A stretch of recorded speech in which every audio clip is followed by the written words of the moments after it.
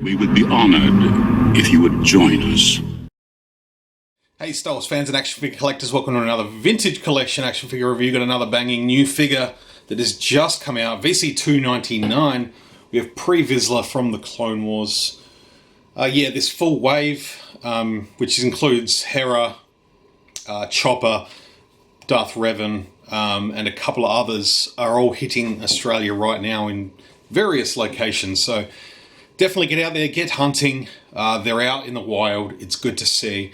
Pre-Vizsla was the first one on my list. I've got a couple more on the way, so hopefully they'll be here by the end of the week for me to review as well. But yeah, pre-Vizsla. Awesome looking figure. Really, really excited about this one. I still haven't got the Black Series version. Just sort of holding off on that one for the moment. I will pick him up probably within the next couple of weeks, but yeah, this one was higher on my priority list. It just looks to be a better figure. Yeah, like I said, VC299, Hera Syndulla being VC300, and I recently reviewed Darth Revan, VC301. So there we go. A picture of the figure would have been cooler to see the Clone Wars pre-Vizsla, which I'll do a little side-by-side, even though they're different, completely different figures in a lot of ways. So, but nice looking image on the card there. I think it looks good. Nice to get an actual still from the show, rather than sort of some weird sort of rendered mock-up.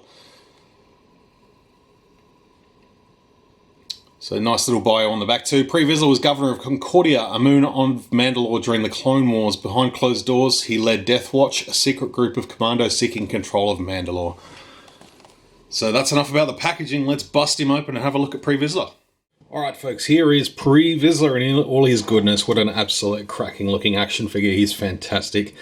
Yeah, really looking forward to this one. Accessory wise, it does come with the Darksaber, which is the same as the one that Moff Gideon came with.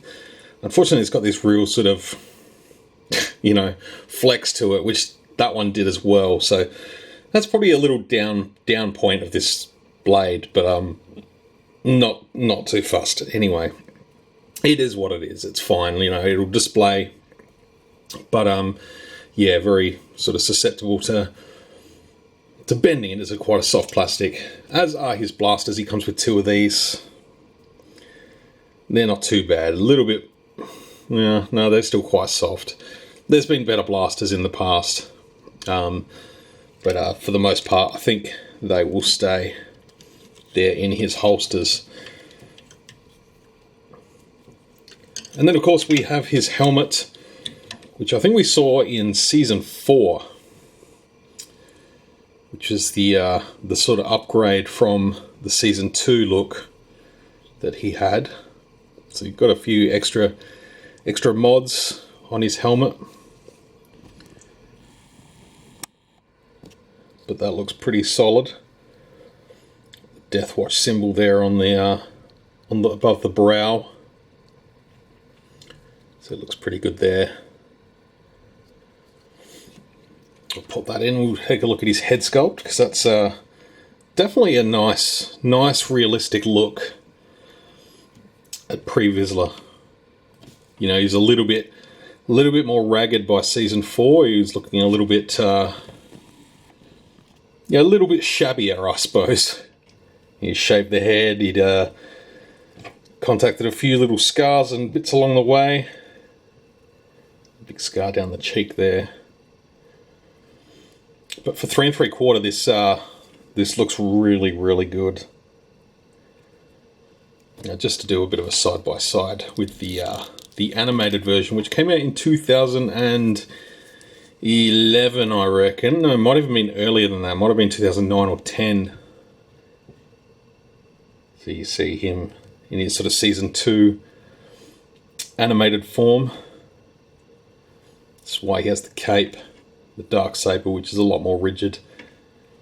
And yeah, this is a really good figure. If I remember, I'll go back and find my original review of this one, because I would have reviewed it back in the day.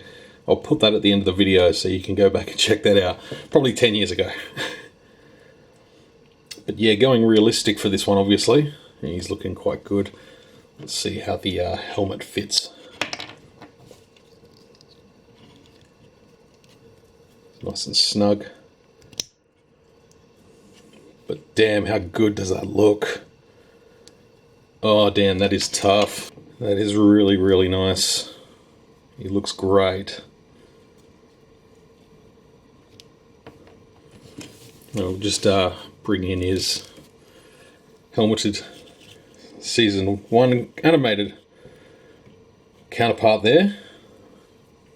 Yeah, definitely nice. Two nice pre-Vizsla figures. Not sure how I'm going to feel about the 6-inch one that's just came out, given it's part of the old Mandalorian body mold. For the most part, the body mold of this is using the same as the Airborne Death Watch Mandalorian and those other couple of Moldalorians that came out last year, I think, maybe even earlier. Yeah, it might have been last year, if not late the year before. So yeah, sharing pretty much most of the body of this, different belt, obviously different helmet, and then a different jetpack. This pre-Vizsla's was slightly different. Different hands too. Different gauntlets. This one has a little bit more going on here. One of the others may have had that. That gauntlet, that side is still the same. But yeah, he's got more of the sort of just a basic sort of gauntlet, whereas this one's got the hoses and stuff. Which says the top of the arm there is also different. If I can, you can slightly see the slight differences there. Obviously that one's slightly molded differently just to get those hoses in there, but yeah, it's looking pretty good. Let there be a little more light. So as I said, the jetpack there still has the that sort of crescent-shaped peg hole, so it's not going to spin around and go anywhere. But this thing looks good. Looks like that wants to come out, but I'm not going to. Looks like the missile there looks like it wants to come out, but I'm not going to pull that out now. If ever now. I'm just happy to leave it there. That's going to be fine. It looks like it's obviously it's a separate piece, but yeah, I suspect it is glued in there or just placed in there during production. A couple of holes there for some flame effects. Don't know if any 3 3/4 inch do. There's an old Boba Fett that has a big flame effect, but either way. Now, I like the colours on this guy. He's almost got a really sort of aquamarine, deep, sort of bluey green jumpsuit, as opposed to this one wearing almost a blue grey.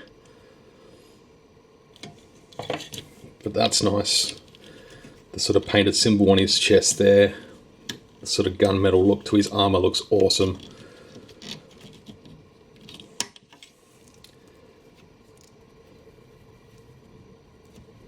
Give him the dark saber here.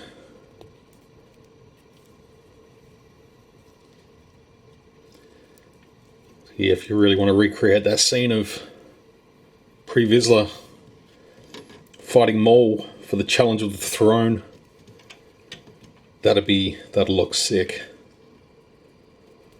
Obviously, pre-Vizsla doesn't make the day. But still a cool moment nonetheless. Just want to see how difficult it is to get the helmet off. That's not too bad. It's a nice snug fit, but it's not going to stick on there. I'm not sure whether I want to display him with it or without it. I could be tempted to get another one.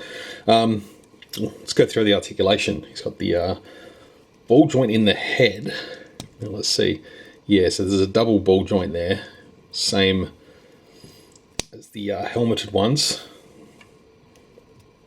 So not a great deal of range there, but it's alright, it's enough. Ball hinge in the shoulders. There's that sort of loose bit of armour there on the shoulder. Ball hinge in the elbow, in the wrists. Joint there at the torso.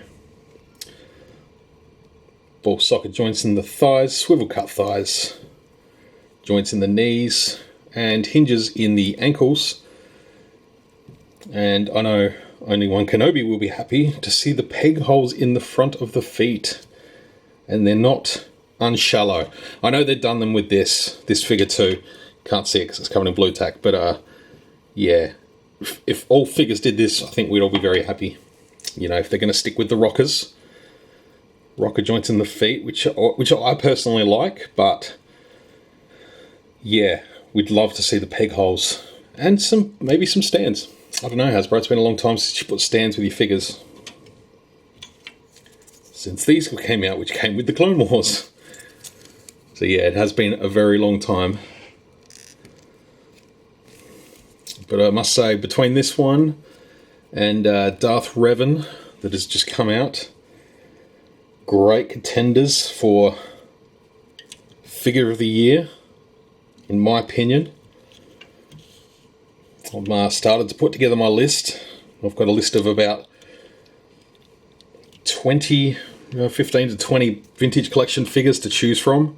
I've started giving them a bit of a 1 to 10 ranking list. So that's definitely a video I'll put together in the year. Check that out. Man, that is a badass. Of course, voiced by Jon Favreau. I'll tell you what, we might have a couple of Vizslas in the top 10 this year, because that Paz Vizsla, what an item. So there it is, Paz Vizsla. Hope you've enjoyed taking a look at this figure. I've really enjoyed taking a look. I'm going to yes, be hanging out with this figure tonight, that's for sure.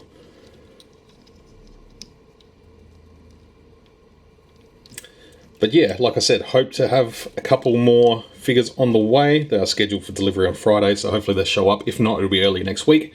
And yeah, hopefully next week I can grab the remaining ones, Director Krennic and Chopper. And that'll finish up the wave. A solid looking wave of vintage figures. Alright folks, thank you very much for watching. Until my next video, may the Force be with you always.